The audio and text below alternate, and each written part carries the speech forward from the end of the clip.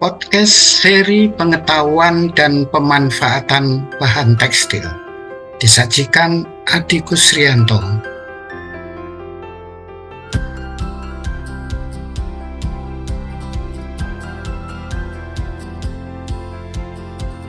Dalam hal pencemaran lingkungan dan dampak sosial, dunia fashion adalah salah satu sistem yang menyumbangkan penyebab efek buruk ini. Beberapa tahun hingga sebelum terjadinya pandemi, efek negatif dunia fashion diperparah oleh fenomena fast fashion yang dampaknya bahkan hingga ke tingkat budaya berpakaian secara konsumtif. Faktor-faktor kecepatan supply chain, begitu cepatnya produk baru masuk ke pasar retail, pembagian kerja di sektor industri, pola konsumsi masyarakat yang sangat mempengaruhi bagaimana produk fashion itu diproduksi dan disodorkan pada konsumen. Produk fashion pada dasarnya didorong faktor berkembangnya ekonomi pada segmen menengah yang dimulai sejak awal milenium.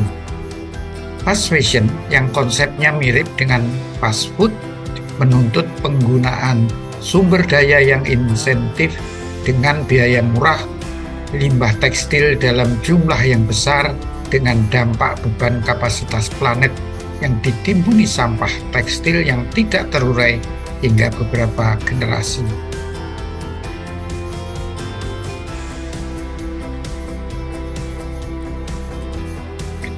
Para retailer dan brand-brand multinasional telah menganut praktek berdasarkan tren mode.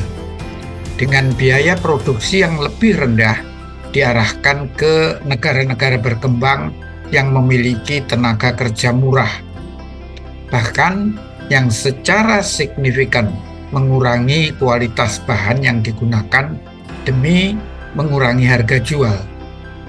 Dari perspektif konsumen, siklus dalam konsumsi fashion sekedar beli, pakai, lalu buang.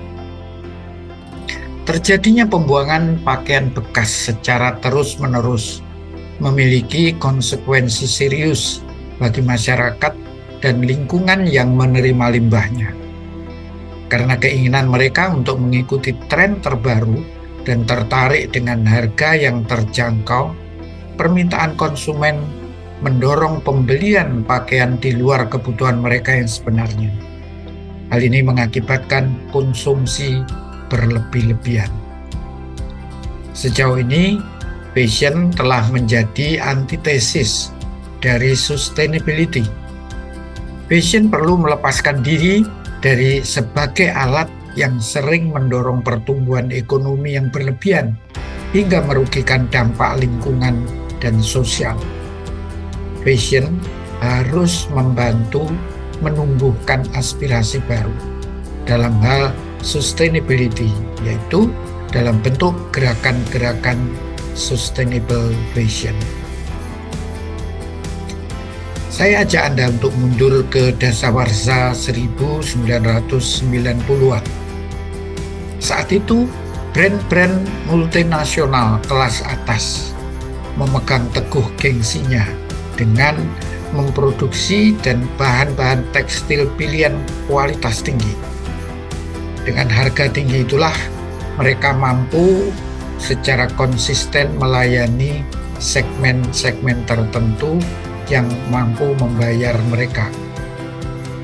Armani, Benetton, Tommy Hilfiger, Hugo Boss, Donna Karan adalah merek dari desainer kelas atas yang menghiasi iklan-iklan fashion yang menjadi tren dunia. Sampai terjadinya krisis moneter yang menimpa dunia, khususnya di Asia Tenggara termasuk di Indonesia. Kita bakalan bahas krisis finansial Asia di tahun 97-98, atau kalau di Indonesia tuh lebih populer dengan nama krisis moneter atau Krismon tahun 98.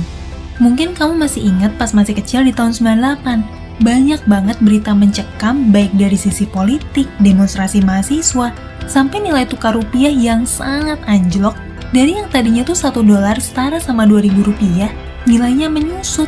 Sampai-sampai $1 tuh setara sama Rp16.000. Gara-gara kejatuhan nilai tukar rupiah itu, ada banyak banget bank dan perusahaan yang bangkrut di Indonesia. Jadi aku nggak bakalan terlalu bahas dari sisi politik ataupun krisis sosial yang terjadi di Indonesia. Sampai tahun 2000, di awal milenium tahun 2000, terjadilah pemulihan ekonomi.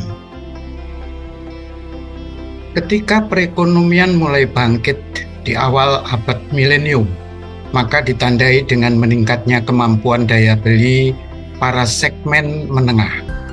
Nilai kurs dolar sebelum krisis hanya sekitar Rp2.700 per US dollar.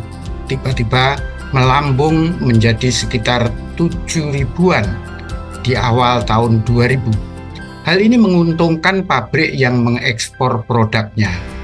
Pada periode itu, Indonesia lebih banyak mengekspor benang dan kain dibanding dengan produk garment. Merek-merek luar, busana luar negeri masih banyak diimpor. Pola konsumsi dan pola perekonomian mengalami perubahan yang cukup drastis. Bukan hanya di Indonesia, tetapi kecenderungan seperti itu terjadi di seluruh dunia. Anda masih ingat, sepeda motor sebelumnya masih merupakan barang mewah. Tetapi sejak tahun-tahun pertama milenium, sepeda motor diedarkan ke kampung-kampung dengan uang muka sangat ringan. Perusahaan-perusahaan besar ready-made garment yang mengalami keterpurukan selama 2 tahun lebih mengerahkan tenaga untuk bangkit kembali.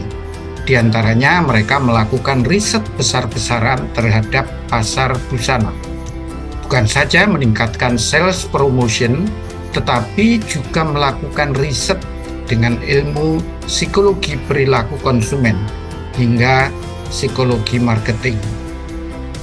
Dari hasil riset tersebut, akhirnya mereka benar-benar mengetahui kebutuhan konsumen terhadap busana, bagaimana memancing konsumerisme terhadap keinginan membeli busana. Apa yang dibutuhkan konsumen tingkat menengah yang sedang terangkat daya belinya itu? Apa yang diketahui dan apa yang tidak diketahui mengenai bahan busana. Yang penting, mereka merasa keren.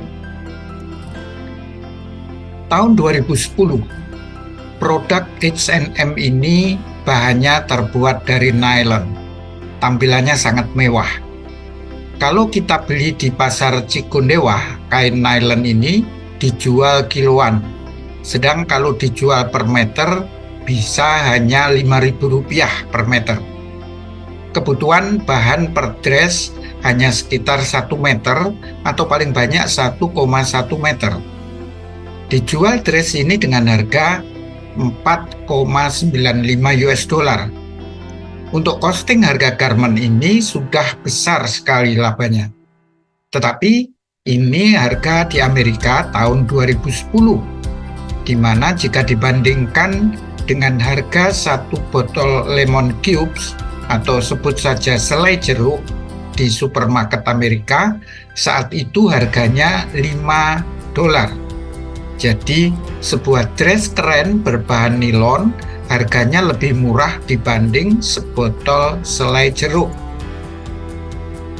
Lihat, ini adalah sebotol orange cube berharga $5 dan dress ini harganya $4,95. Pada Januari 2015, menurut riset rata-rata orang Amerika berbelanja 64 potong pakaian dalam setahun. Fast fashion is the commerce of very inexpensive clothing that you are expected or you are ready to replace very rapid.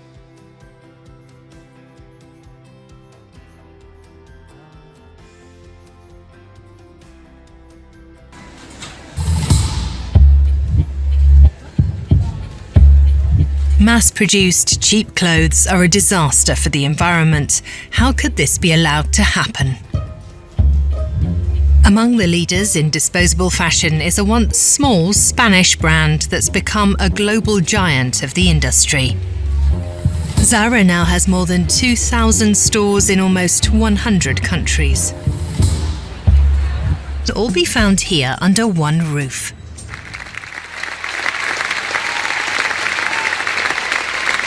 In 2016, it hosted the 80th birthday celebrations for Zara's founder. Amancio Ortega heads an empire spanning 7,500 branches with 170,000 employees. Total annual profits over €3 billion.